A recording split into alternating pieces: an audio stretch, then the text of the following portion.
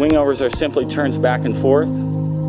There's really not right or wrong wingovers, because if you get them wrong, things go wrong quickly and you get deflations. If you do them right, then the wingovers are matching their environment. Okay, you're way high up, you're getting over the glider possibly, diving down a lot. You're lower to the ground, you're swinging back and forth a lot without a lot of dive, keeping nice direction control and keeping the glider open. Those are the good wingovers. That's how we want to classify wingovers and think of them. So wingovers here, right brake,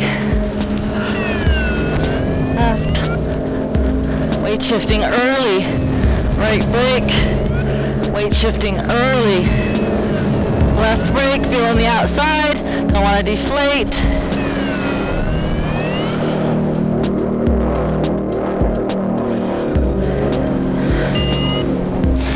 So, you can do some low-level wingovers.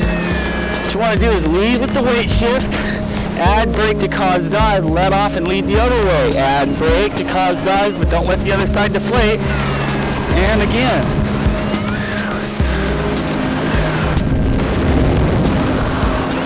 Yeah, that weight shift keeps you from going upside down too much. And you can just pretty much learn to adjust your wingovers however you want them, keeping it flowing all the way into maybe your landing zone. Adjusting them here and there, making it a graceful thing. So, just like that.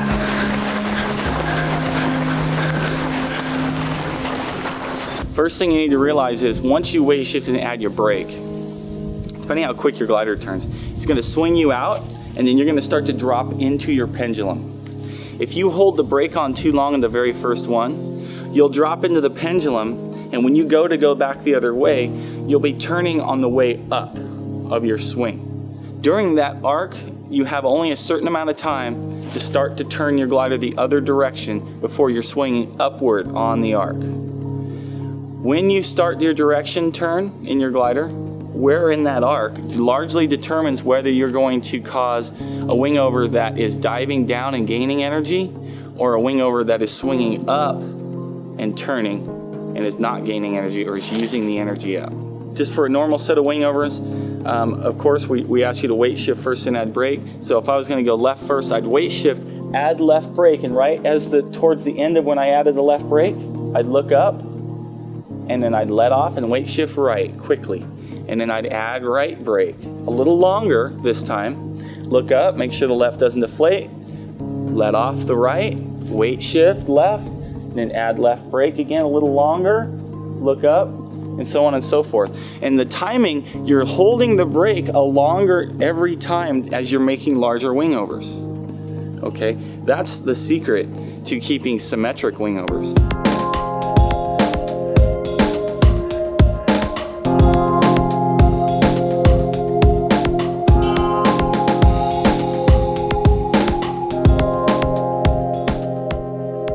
Also a nice exercise, you can do wingovers into the wind where you use extra brake in the side you need to steer towards. So if I'm coming this way and my wind's coming, and I would add a little extra, but I wanted to go back that way, I would get extra this way, and I would give a little less, and I would get extra.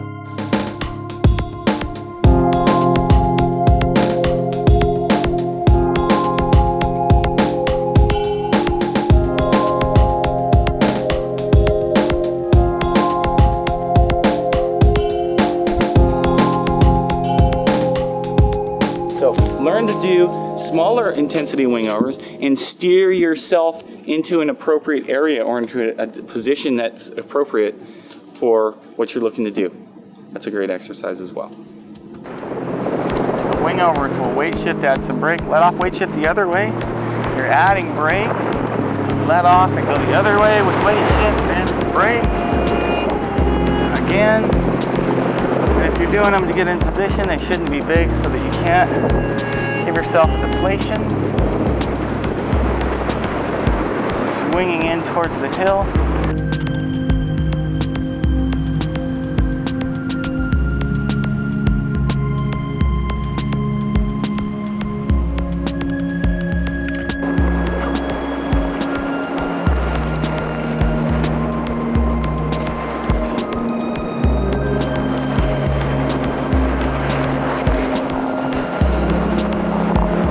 Okay, well, I'm just going to do wingovers. I let the flag out. Turn the glider, weight shift, add brake. Check the other side, weight shift, add brake.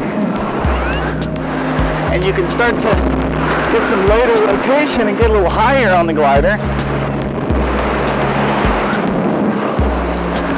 But it's all about, when you start adding brake, you're obligated to keep it open. And then when you swing, you don't need to.